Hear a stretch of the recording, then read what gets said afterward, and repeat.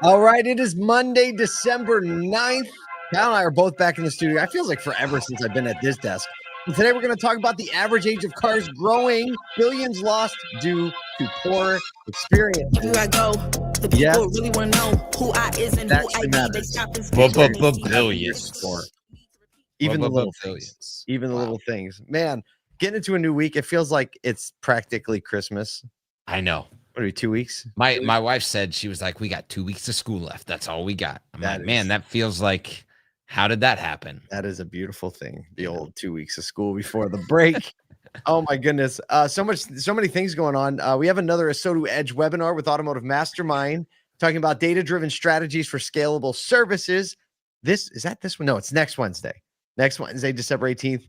We're going to hear how Shane O'Hanahan, GM of Chapman BMW Chandler, transformed his dealership service drive into a thriving sales hub, averaging 30 to 45 cars a month out of the service drive. Yep, we said it. So go to ASOTU.com, sign up for that webinar. The webinars lately have been coming faster and I think more furiously. These are actually very, very, very helpful little tidbits, 20, 30 minutes. Jump in or sign up and get the recording. They'll get your brain going. They'll help you hear how other people are doing things. And you know how it is. It's always that one little thing you take away that you can implement right away. That is the real game changer. Look, if you weren't at the webinar that we did Friday, you've got to go to our website and go find that webinar if you are thinking anything about 2025. I'm prepping this week. I haven't even told you. I'm building like an entire question set for providers based on everything that I got 3 general managers texting me this morning. Like, what do you think about this? What do you think about how would you do this? We had that webinar on Friday. We've had 3 other webinars about this next year. Everybody's retooling right now. Everybody's retooling. And so you have to ask the right questions, and asking the right questions about service to sales right now, because it is a place where you have the one and only opportunity. You're not shooting fish in a barrel or trying to go after all the customers that everybody else is. You got them right in front of you. So that gets me so excited. See, I had a couple days off at the end of last week. You miss a couple days around here. You miss a lot. That is super exciting. I smell white paper. Yes, with the question something like that. Oh, something. You know, I don't know. The new white paper is GPT, by the way, so that's where it's probably headed. We'll see. Oh yeah, right. Well, I mean, whatever it is, you're gonna need to sign up to get access to it. You're gonna have to sign up. You guys gotta keep the lights on around here. Yeah, that's right. We're not making you pay though. No, definitely but maybe if it's really good. Maybe if it's really good. Let's talk about some. Do we have anything else to announce? Oh, NADAparties.com. Like, how can we not talk about this? I know Nathan in the background is like, what's he going to say next? Here, throw the graphic up. Listen, NADAparties.com is the place to go right now, because you know you're going to get to the show and you're going to be like, what are we doing tonight? This is going to be the authoritative end all be all of all the things going on after the show is over. We're throwing our own little party called, we're calling it ASOTU's First Stop. We rented out this beautiful multi-story venue called the Sazerac House. If you go to NADAparties.com, you can sign up right now. This thing is going to be gone. We have very limited availability. We are allowing some industry partners. We have sponsors, some industry partners who get to come. The industry partner tickets are already sold out. And if you're one of those, you know, friends that think that you just are going to sneak in under a dealer ticket, you're not. Your boy here, he gets excitement about calling you and letting you know that you did the wrong thing. So I apologize to all of those that maybe couldn't make it. We just have limited space. We did announce it. We did announce limited space many times in advance. That's right. This is one of the best reasons to be on the email if you're not on it already at ASOTU.com. Get on the email, because the email people are the first to know about all this stuff. Everything. So they get all the good stuff. And yeah, so there you go. NADAparties.com. We're going to move on. We got to talk about some news. Time's ticking away. We took a little bit of time warming up here, but despite a record number of aging vehicles on the road, get this, the auto repair and parts industry is facing challenges as economic pressures affect consumer spending habits. Listen to this. The average passenger car is now 13.6 years old. You do the math. That's like 2010. That's amazing. They're going the opposite way of microwave ovens. You know, total opposite. This is up from 8.4 years. That's so true. 3 decades ago it was 8.4 years. Now it's 13.6 years. This would think you creates a higher demand for maintenance, but inflation, high interest rates, supply chain issues have led consumers to start deferring maintenance or opt for cheaper Off-brand parts companies like Monro, Genuine Parts, and Valvoline have reported significant drops in sales, citing cautious consumer spending. Interesting. Data shows 30% of vehicles are overdue for tire rotations, while 19% are late for oil changes, despite the high ROI on those investments. Both executives from AutoZone and O'Reilly Automotive Parts predict a bounce back as deferred repairs eventually become unavoidable and more expensive. That's right. Here's the thing. Couple things here. One is crazy that the age of the vehicles, I think it's all due to Subaru. Subaru owners just keep their cars. That's my anecdotal evidence here. But the bigger thing here, and the thing that we keep pointing to, and we were with Ed Roberts and Jeremy Stevens last week at Bozard Ford Lincoln in St. Augustine, and they are building this fleet of mobile repair options. And when you look at people that are now like, the driving habits have completely shifted. The remote work has completely shifted. The desire to be sitting, like our attention spans are so low that even just sitting in a place for 45 minutes, an hour, anything like that, it is not where people want to be.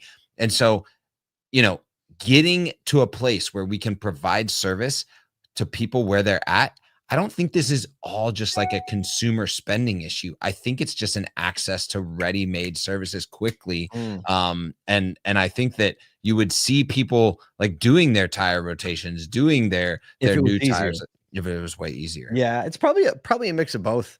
They were looking at some Placer AI data. Go back to the article and click through. They talked about some of the reasons they're saying it's deferred maintenance, but you're totally right. If it was easier to do these things, it would just be easier to do it. Like, bottom line is especially tire rotations and oil changes. I mean, talk about the loss leaders for the other stuff. I know. Even if you don't make an appointment and go in, if you think you're going to go to Monro or Valvoline or something like that, it's not always so easy, especially if it's a convenient time, like an evening or a weekend. You go to then it's like a 2 or 3 bay, and you start counting cars in line and multiplying that by 20 to 30 minutes each. Like, you're sitting in that line for a while. Look, I'm just telling you, if in Nashville someone came and started doing mobile repair, your boy would sign up. You'd have 2 cars. You'd own in my garage. It'd be done. Absolutely. Without a doubt. Speaking of being, do we do this? Speaking of being done. Getting some business or whatever. Segue. I broke. It's like just, that little coordination thing. Colorado dethroned. Colorado has dethroned California, emerging as the nation's top leader in EV sales, with a stunning 25.3% of new vehicle sales being electric last quarter. Here's what's driving that bunch. Residents enjoy $12,500 of combined state and federal credit. That'll definitely help. That'll help. Over 5,500 public charging ports are operational, with $5 million allocated for 576 additional ports in 2024. Wait, so they're getting 576 additional ports for $5 million. We need to talk about that. I need to get in on the charging business. This is just wrong. Not only that, we need to put them in charge of the federal program. I mean, it's still cheaper than the other thing. Way cheaper than the other thing, for sure. But I'm like 5 million divided by 576, carry the one, add the 2, get you a lot of money. You know what I mean? A lot of infrastructure. 82% of EVs sold in the state are fully electric, signaling consumer demand. Governor Jared Polis champions EVs as a key strategy to achieving net zero emissions by not 2030, 2050. Now we're just going to push them out till after we're dead. I don't know. It's perfect. Urging residents to act before state tax credits decrease in 2025 from $5,000 to $3,500. So I guess the Colorado credit is $5,000. Still going to be $3,500. Will Torr, Colorado Energy Office Director, says, quote, "Our commitment to making electric vehicles affordable and reliable is really paying off." Look, here's what I know is that if you have EVs on the lot, you should be asking yourself, how do we get these things gone by February? Because whether it's a state incentive or a federal incentive, like the chances of stuff starting to dry up are so high that communication, you see Alex Lawrence talking about it literally every day on his TikTok and LinkedIn. And this guy only sells EVs. If you have them on your lot, this is a prime opportunity, especially if you had anything sitting or you struggle with them. Like, talk about the incentives. It's an easy place. And consumers are already getting this. Goodness. No wonder 1 in 4 people chose an EV. That's crazy. That's unbunbelievable. I wonder the If percentage. you're in Colorado, you got no excuses. Oh my gosh. Speaking of making excuses. Stop. Segue. Time. Many excuses. This is like, can we just have a moment for this article right here? Retailers are losing an estimated $262 billion annually due to inadequate in-store experiences. Wait, according to $262 billion? billion. I said a billion, Paul. That's $250 billion. Unbelievable. I don't know According we've to never a said that study word by a on this company show. called Forsta, the nearly half of negative consumer reviews are tied to issues like mismanaged checkouts and unhelpful staff, leading to frustration and lost sales. A study revealed that 74% of U.S. adults will abandon a store Physical location. without making a purchase after. Like, if you think Abandoning people your- are abandoning because your website is slow or is hard to, like, people will literally just walk out because they had a bad experience. I've done it. While online sales on Black Friday saw a 14.6% increase, in-store sales grew just 0.7%, with foot traffic already starting to drop by 3.2%. Unbelievable. I mean, listen, I have absolutely walked out of a store For sure. that I went in to buy something because something was wrong. Checkout was wrong. The vibe was wrong. The shelves were a mess. The bathrooms were a mess. Like, I've absolutely do this. I just had no idea that this many people also did that. Yeah. I thought it was just me. I honestly did. Or like a very And small here's percentage of people. it's honestly some of the simplest stuff, right? You just said shelves are a mess, right? What are the shelves? It's our lot. You like, we sometimes in our industry kind of make fun of, like, oh, a perfectly lined up row. No, It makes a difference. it makes a massive difference, right? We were at several. I was with my son Miles, and he was, an episode. Was it 2 or 3? We were at Beaver Toyota. 2.